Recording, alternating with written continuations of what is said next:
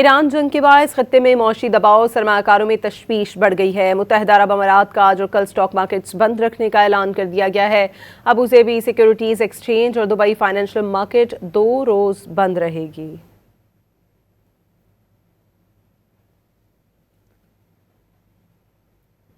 Iran जंग के बाद खत्ते में मौशी दबाव सरमाकारों में तशवीश बढ़ गई है। मुत्तहिदा अरब अमारात का आज और कल स्टॉक मार्केट्स बंद रखने का ऐलान कर दिया गया है। अबू ज़ेबी सिक्योरिटीज एक्सचेंज और दुबई फाइनेंशियल मार्केट 2 रोज बंद रहेगी।